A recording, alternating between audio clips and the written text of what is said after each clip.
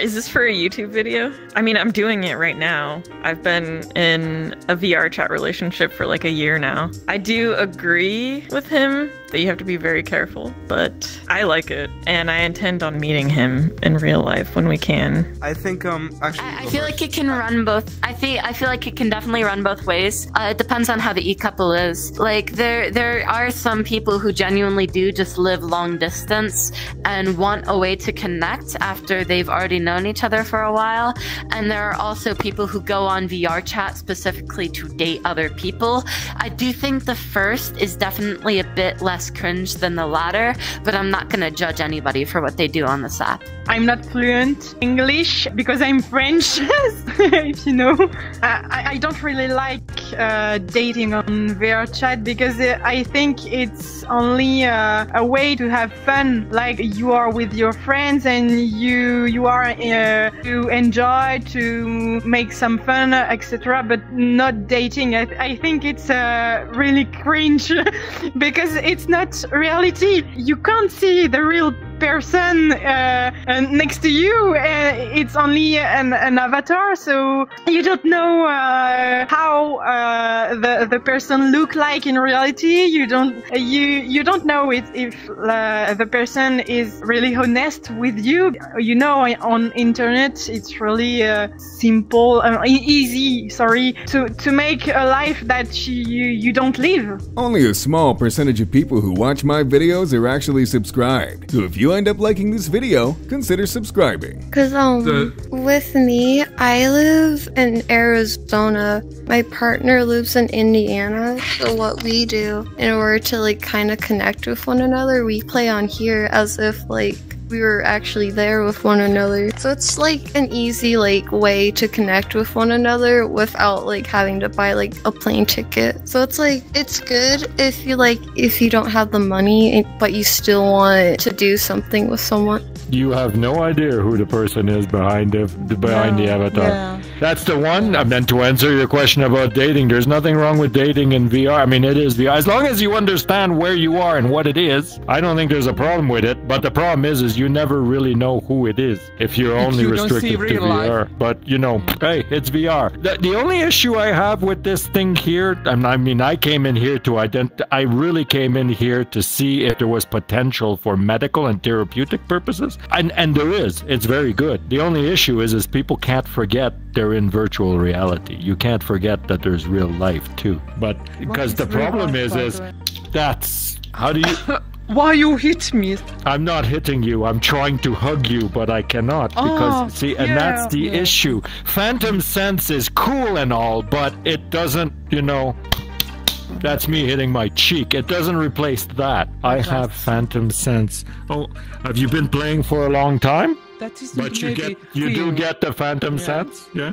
So when people like, you know, you can feel it to a point. Yeah. I think that people who call it cringe are people who have not yet experienced or had a bad experience with it. People who tend to dislike something happen to have a bad experience with said something. And that includes dating in virtual reality. And not only that, but if one person has an opinion, say it's a friend, you tend to come close to supporting said opinion. And as for the people that do date in VR, whatever makes people happy, so long as it's not hurting other people's lives, why not just let them be? It's a complicated topic. Like, I have e-dated before. It didn't end great, but it didn't end that badly either. I don't know. I think it's like, yes, the advantage is, you know, your local pool of people around where you live, especially if you live in a small town or a small city or whatever, it may not be that big. You may not find it easy to find people who are compatible well with you, so that's a big advantage. You know, you really widen the pool to find people who might fit you better. But at the same time, there's also disadvantages because, like, generally speaking, you're probably going to end up quite a large distance away. Certainly true in my case. But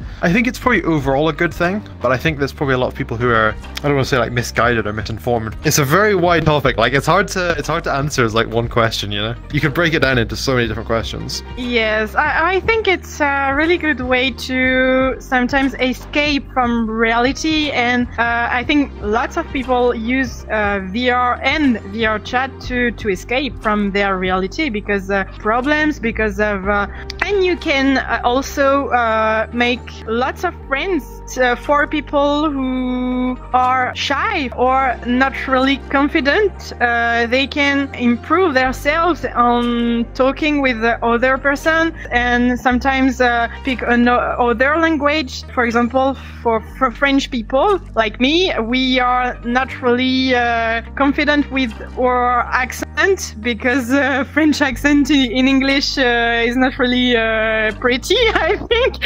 So yeah, I'd say it's really hard to find someone who's like willing to be in it for longer than like 3 months, I would say. I kind of think it's easier to find compatible people because there's just such a huge pool of them that you're around so many different people all the time. And I like that you can talk to someone and get to know them before you see them, but I'm not really saying anything new here, you know?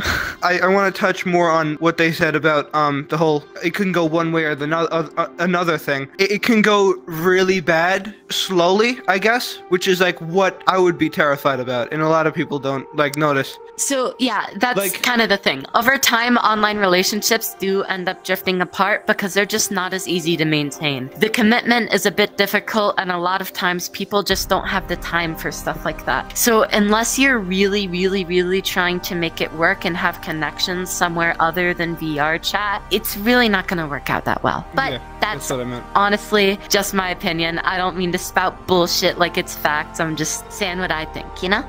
Just a context. I'm on one end of the U.S., American continent, so Canada, and she's in the other side of the U.S. It was funny. The first time we met each other was through a friend at a bowling alley. As soon as I kind of like started talking to her and stuff like that, it was just kind of already happening. And I think it's really beautiful because even if we had a life, your job, your friends, etc., I think VR is another world, and you can make friends, etc., and enjoy in a different way from the real life. I've been playing VR chat since the beginning of the COVID. 2 years we were not allowed to go out, and I think I have begun to play on VR chat because I was feeling a bit alone during COVID. It was the way to make friends more easy for me because I was at home. Me and Andrew have been talking for like 5 years, and like it's hard. Shit happens a lot of times, and just like real relationships, you guys drift apart over time. But I do feel like online, that shit is definitely accelerated. It's never gonna be perfect. Just like real life, it's never gonna be perfect.